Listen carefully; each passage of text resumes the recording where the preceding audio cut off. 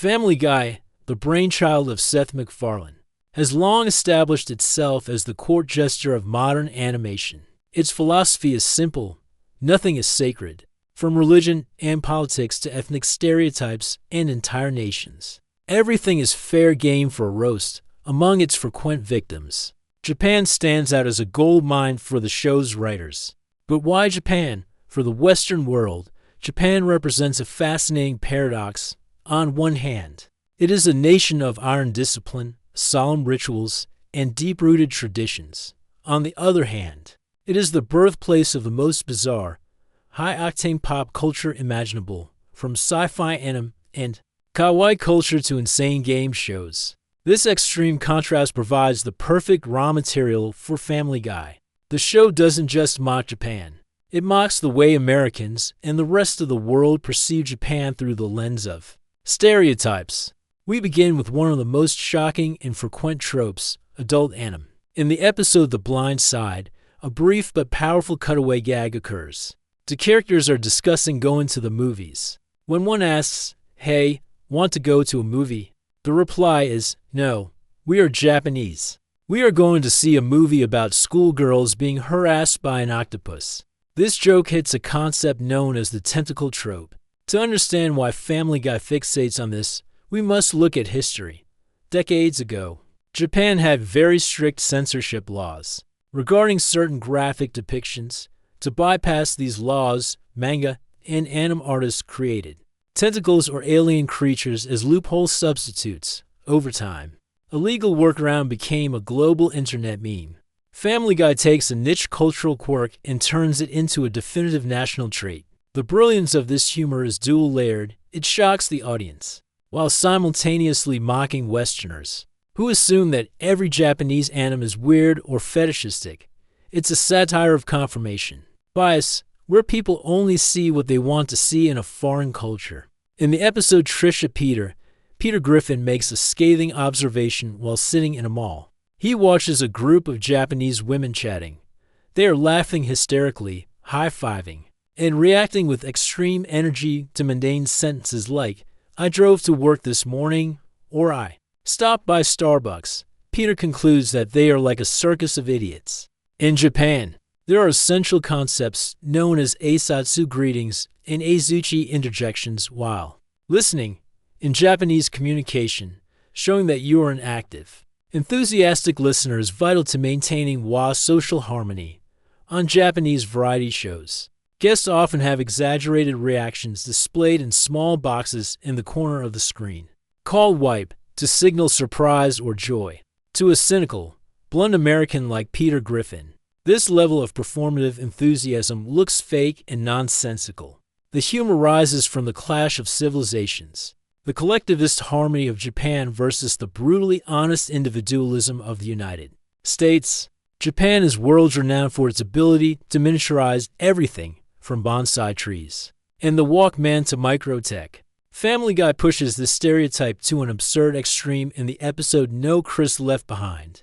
The scene depicts a Japanese TV show where girls are ecstatic over microscopic items.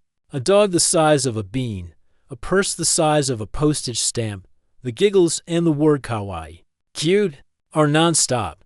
Eventually, we see that even the phones and furniture are too small to be functional. The obsession with cuteness and smallness is often viewed by the West as a cult-like devotion that sacrifices practicality. Family Guy parodies this by suggesting that in Japan, utility is secondary to the cute factor.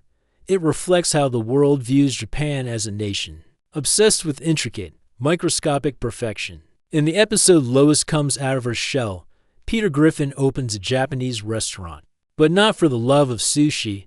He simply wants an excuse to scream at customers. Every time someone walks in, Peter, dressed as a sushi chef, screams a nonsensical or offensive phrase at the top of his lungs. Erashimus is the traditional welcome shouted in Japanese shops and restaurants. It is meant to show hospitality and energy. However, for an uninitiated foreigner, having an entire staff suddenly yell at you the moment you step through the door can be a startling culture shock. Family Guy subverts this polite tradition, turning it into a tool for Peter to satisfy his loudmouthed, rude nature. This joke mocks how polite social scripts can seem robotic or overwhelming to those outside the culture. Japanese game shows like Takeshi's Castle are legendary for being intense. Family Guy portrays them as a colorful fever dream where logic goes to die. In the episode Carter and Trisha, Peter is a contestant on a show where he spins on a fake horse, screaming in pain, while a host laughs hysterically for no clear reason. Then comes The Good Door, Bad Door game where every choice leads to a shark or a giant hammer.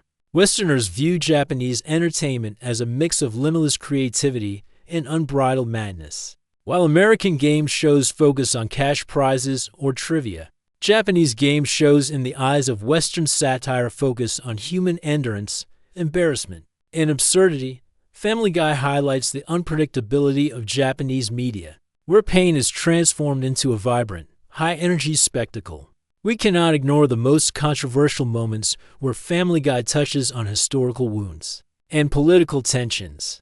The Hiroshima gag. A man complains about a parking ticket, calling it the worst day of his life. The camera pans out to reveal he is in Hiroshima on August 6, 1945. This is extreme dark humor. It uses a trivial personal problem, a ticket, to contrast with a massive human tragedy. The goal isn't to mock the victims, but to mock human selfishness, how we always think our small problems are the center of the universe. Wailing the Japan Jingle. A short song plays when reporter Trish Takanawa holds a harpoon. Japan. Japan, killing the things that we like. This is a direct political punch. It highlights the friction between Japan's whaling traditions and Western environmental values. Using a catchy, commercial-style jingle to talk about a bloody conflict is a textbook example of biting satire. In the legendary episode Road to the Multiverse, Stewie and Brian travel to a world where Japan won World War II. Quag is transformed into a neon-lit Anim City. Samurai honor seppuku. Lois Griffin commits ritual suicide seppuku over a minor's shame. Like breaking a plate, this mocks the extreme concept of honor found in samurai lore. Anim Overdrive. The characters speak in anguish and act with the hyperdramatic intensity of 90s action anime. The hidden truth through this episode. The writers admit that Japan has actually conquered the world through soft power. From food to tech to media, Japanese culture is now an inseparable part of global life. After all these harsh roasts, why do audiences, including many in Japan, still find this funny? The answer lies in the nature of satire. Family Guy isn't truly trying to demean a nation. It is aiming at our stereotypes.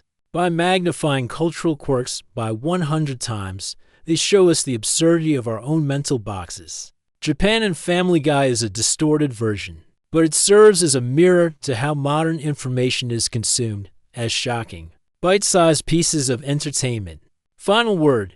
Japan may be a frequent victim of Peter Griffin, but through these jokes, we see a strange connection. On one side is the blunt, loud American represented by Peter, and on the other is the refined, yet weird to outsiders, culture of Japan. This comedic battle will surely continue as long as Family Guy is on the air, reminding us that every culture looks a little crazy from the outside.